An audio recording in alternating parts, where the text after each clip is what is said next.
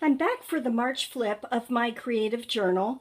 And when we last stopped, I had finished this page and I was working on this one. And so right here,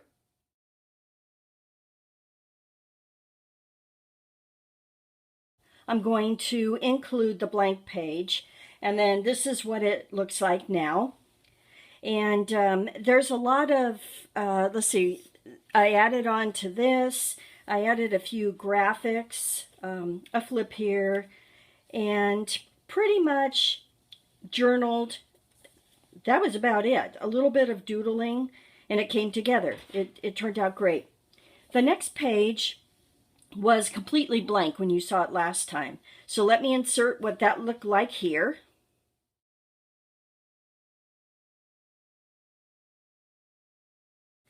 And then this is what it looks like now. So I had thrown some things out on the page that I thought I might use. This is one of those things. It's paint chip sample that I got out of, I think probably out of HGTV magazine. And I have several of these, and because they're great borders. And then the butterfly that you see here is the one back on here. And you might remember that I had this down in the corner here. I wasn't sure if I was going to use it. And so all I did was just cut it out and cut it in half and used half here and half there. And it worked out great. Nothing on this page is printed with the exception of the date strip. Everything else came from magazines. This came from a Taco Bell bag. This is a picture. These are all graphics from magazines. And this is as well, not from a magazine, but this is a download. I found it on Pinterest, and I printed it and cut it out and did some journaling behind it. And then these were the same as these, only different color. And that's how that one came together. And then this week, or no, last week, looks like this. Remember I told you I had cut apart all my Somerset magazines, and this was the cover of one of them, and so I cut that out. And I could have put butterfly wings, but that's kind of expected, and I really wanted something, since she's all down like that, I wanted to show a key to wind her up. And so I found one online and just printed that out. And then a lot of this stuff is just from magazines. In fact, it's pretty much all from magazines. And then once again, just kind of doodling and writing, journaling, and flips. This is the current week, and I really struggled with this. It's not often that I spend all that much time working on these as far as trying to make them look great. But this one I really struggled with. I had a flower here that just was totally distracting, and everything I tried to do to fix it, which was put gesso over it and cover it up with a doily, and it just never did look right. So what I did was heat it up and release the glue, and then just took it off. And that made me so much happier. It left me with a page that I could work with. So this is just a flip card. This is a bread tie, and then I just did some journaling there. This is a doodled frame that I did die cut, and pretty much that's a picture. This is a fun little pocket. My friend Patty sent these to me, and I just added this. Vacation is just letters that I've saved and spelled out the word vacation.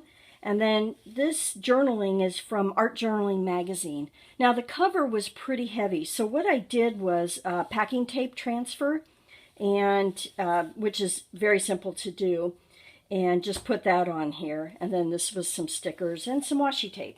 So again, you can see, really easy. And then these are the coming weeks. Again, this is just from a magazine, and a blank week, and a blank week. And so one of the things I just want to mention to you also is that you can see some ghosting behind here from the pages through your white paper. But don't worry about that, because when you get everything on there, you don't see anything. So don't worry about it if that if you start seeing those come through. So there's that. So that's the share I wanted to go through with you. But what I really wanted to spend some time on was to give you some ideas about how you can use things other than Photoshop graphics. If you don't have Photoshop or don't have Tangi's system, you can use other things. So here's the first thing. You can use paper. So when Michael's has their 20 for $1, well, not really, but 7 for $1, whatever, I always look for things that I can cut apart. So there's, here's some. These tickets would be fabulous, easy to cut out. You can cut them out in a strip, however you want to do it. This would be awesome because it would look like chalk, like you're writing with chalk, and you can just cut them out. If you see some particular words, it could even be your whole page if you wanted it. Might be a little busy, but you could do it. So that's one thing that you can do. The other thing is I told you that I was cut up all my magazines, my Somerset magazines, and this is some of the ones that I have, just some. And I'll just quickly go through these so you can see the kind of things. Now, I probably wouldn't use her, but I might use portions of this. I might use her eye. It just depends. That word unique, oh yeah, absolutely. Those arrows, definitely keep those. This guy, definitely. And if I don't even use them in this journal, I might use them on mail art. That's very good possibility. Or in a friendship journal. Again, just things that strike my eye. Don't know what I'm going to do with them. I don't know why they strike my eye, but I like them. And so I pull them out and keep them. And so there's just quite a number of different kind of things. And even like some of these backgrounds, they make great strips, so they look like washi tape. You can cut banners out of them, circles, squares, punch anything you have. There's just a lot of, oh man, it just gets me going. There's so many neat things. This one, what I was thinking was I would probably cut this out. This banner here I would use, and even just cutting this into strips where you couldn't read the words at all would be really effective. So there's those. So that gives you a few ideas on that. And then I also mentioned the Paper Source catalog. And if you don't get it, I think you can go online and sign up for it. Fortunately, we have a store here, and I signed up there, but I think you can do it online. And for an example, here are some things that you could cut out that would look really good. The Paper Source slogan is, do something creative every day. I love that. I cut it out all the time because I use it all over, mail art and journals and lots of different places. But if we look through this, something like this Somebody Loves You, I'd probably cut that out and just hang on to it. Be great on a journal page. Mail art could be, a lot of different things. Let's see what else in here that strikes me. Okay, best ever. I would cut those words out for sure.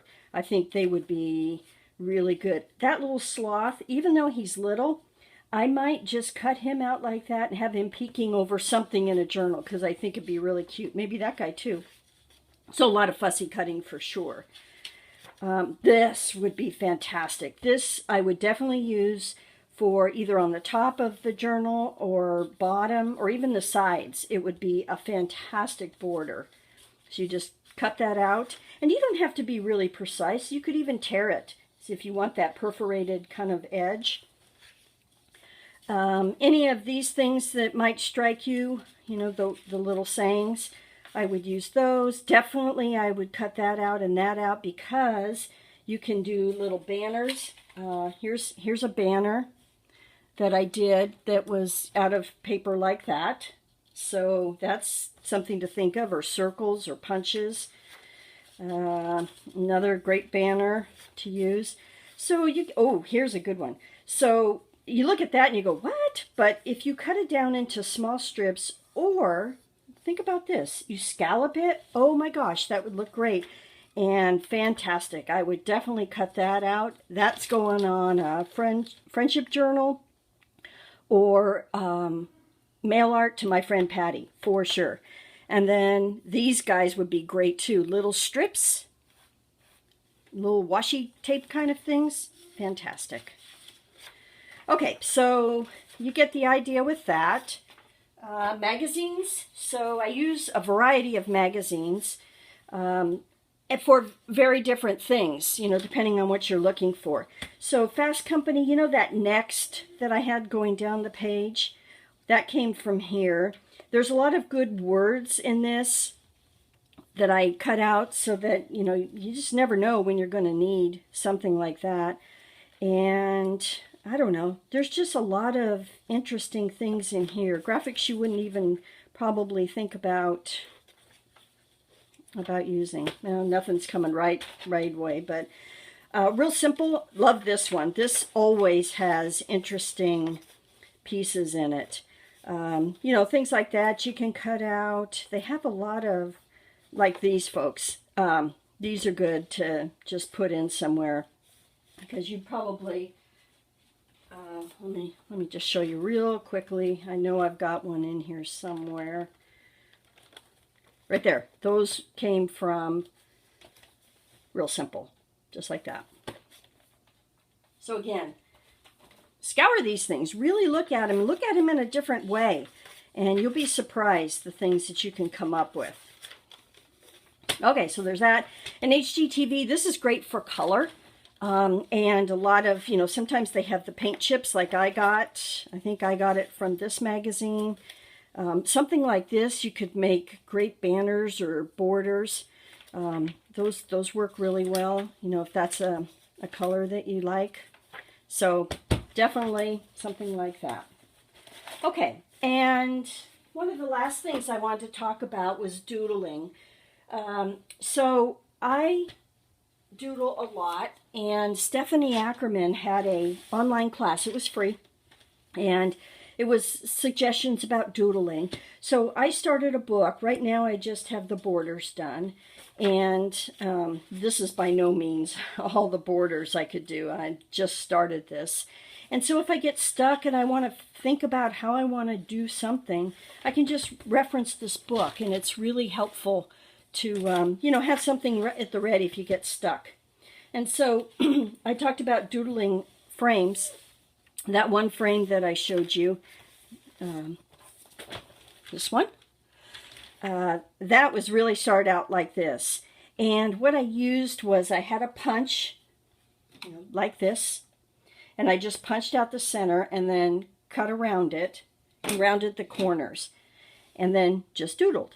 On this one I needed, as you can see, it's a little bigger. I wanted a little bigger opening, so all I did was just use an X-Acto knife, cut it out, and then cut around the frame and doodled. It actually looks like it's just doodled right on there, but it's not.